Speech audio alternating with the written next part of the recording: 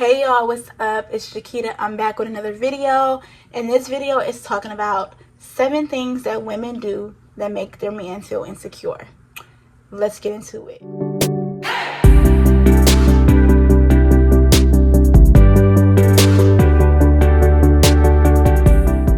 Number 1, not setting boundaries with other males or male friends. Like, this is super important because I remember starting with my husband, starting a relationship, and I remember having this conversation about being too friendly, right? Because I'm a hugger, and so I thought it was okay. Like, when I would see dudes, especially in college, oh hey, let me give you a hug. Hey, it was nothing to it to me. But then when I was explained the situation by my husband, I understood like what he was saying. Even though I didn't think anything was wrong with it in the beginning, I think that I want to make sure I'm a part of making him feel secure, not making him feel insecure. And then another thing is confiding in men, like confiding in men about your problems, allowing them to always confide in you and text you about all their problems. Sometimes that can get a little borderline. So then you want to make sure that your husband or partner, whoever, really is inclusive in what you're doing. But also, if they tell you like, hey, I just think that's too much, I'm not really feeling secure about that,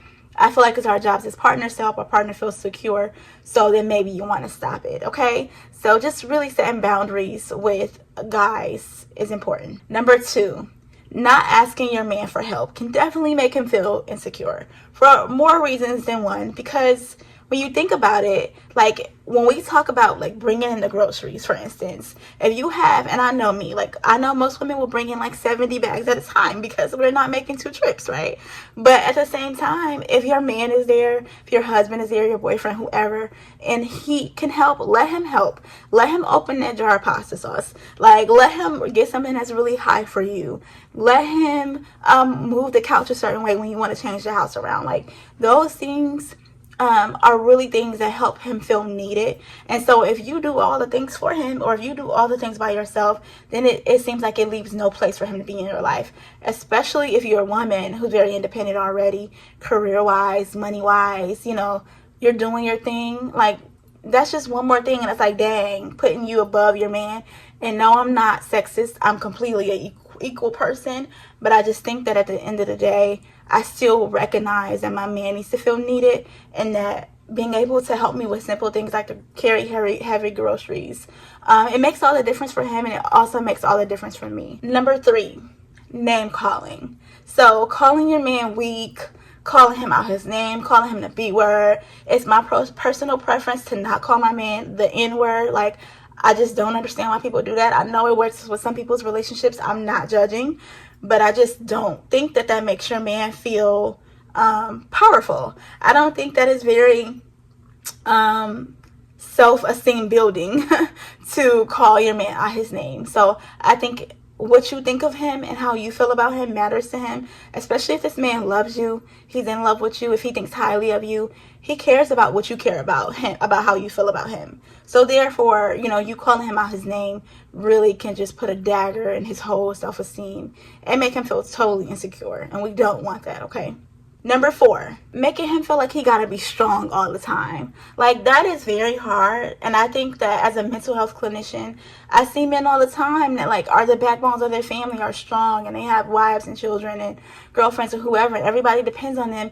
But then they don't get a day off. They don't get a day to be vulnerable. They don't get a day to cry or complain or vent or to be too tired, because they have other people in their family and life already doing that. And so the last thing I want to do as a wife is make my husband feel like he don't have a safe place or a safe space to come and be vulnerable, to cry, to complain, to vent, to have a not so good day. So making your man feel like he got to be strong all the time definitely can make him feel insecure.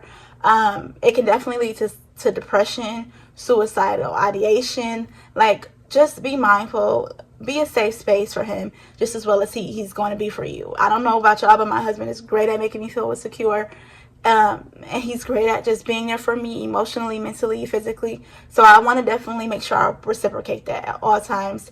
It helps build my self-esteem and his. Number 5, right? So number 5 is a lesson I had to learn. It's complaining about being unhappy, or complaining about being sexually unsatisfied, or complaining about something it is that your husband or man, boyfriend, whoever is not doing, but then leaving him out in the dust to figure it out and fix it. Like, you complaining to him, you're venting to him, but you're not helping him come up with any solutions to help you. So help him help you, sis. Like, that's really a lesson that I had to learn in my relationship, is that even with the kids and the house stuff, I'm complaining, I'm venting, but I'm also not coming up with solutions because I think my husband should know, right? I think he should be able to figure it out. I think he should come up with things on his own. But for me, when you love somebody, you're in it. You're not expecting them to be this mind reader, psychotherapist, or whatever. You're not. But if you guys can be honest and open with each other in the beginning, say, hey, I clearly don't feel good, and so I need you to do this. Makes all the difference. Don't complain to him and leave him out in the dust. It's like, no, help him help you. Tell him what he need to do. Teach him. I don't care what you got to do. And don't just be about it. Like, be happy, uplifting, be open about it. Have a good mind. It'll work out. Number 6, comparing your man to other guys or talking about what other men has that your husband or man or partner does not have, right? So for instance, if this man next to you or this dude or you see on TV got like a fly car or something that it is that you like, dang, I wish my husband had that, or I wish my man had that, or something you just like, and your dude is sitting right there, or he hears you, or he knows you're comparing him, that's not good for the relationship. I mean, just think about it. If your guy was comparing you to other women, oh, her house is much cleaner, oh, her body looks like this, oh, her hair is always done, her nails is flat. If he was doing that to you, it would be a complete problem. So being mindful of, no matter how much money you got, how good you are, sis, how independent you are, sis, like, don't go comparing your man to other men, and don't go talking about what other men has, because deep down, if I'm thinking from a psychotherapist standpoint, if you comparing and talking about what another man has, that means that you're trying to say a hint to your husband or man, because I know women, we like to leave hints, but that means that you're hinting to him something that you want him to have or you want him to achieve. And that's all fine and dandy, but at the end of the day, it just makes him feel more insecure, and it doesn't put him in a good place. I'm sure he's trying to get there. Maybe he wants to. Whatever's in his way, he can figure it out, but be supportive.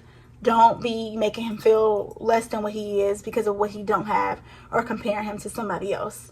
It's not cool. It's no way. Last but not least, number 7, right? Not being submissive or trusting him or listening to him, or just, not letting him take the lead sometimes. And I know that, like, there's a lot of women out here where it's 2020, 2021, and we are very independent, right? Like, we have our own jobs, careers, money. We're doing a lot of boss things. We have businesses, all these type of things we're doing, right? We're just, like, doing it out here. But at the same time, you don't want to, and we know a lot, right? But at the same time, you don't want your man to feel less than just because you do know it all or just because you do have a lot going on. I think that the idea is respect and trust, and if you can listen to him and you can let him take the lead sometimes, not in a way like, okay, yeah, I'm gonna let you do this today, not like that, but just genuinely trusting your man, let him take the lead, listen to what he gotta say. Don't be going behind his back to talk to somebody else, to ask him the same thing that you already asked him, and you feel like he didn't know. Like, that's just it's just not good for the relationship. It's not good for, his self-esteem, his security. And I know some people feel like, well, why I gotta do all this stuff to make him feel secure? Like, why? This ain't my job. But, like, if you're in a relationship and you want to be in a committed long-term relationship or a marriage, it is your job, sis, bruh, whoever. Like, it is your job. And I think a lot of people fall into that. I don't gotta do this. Why should I have to do this?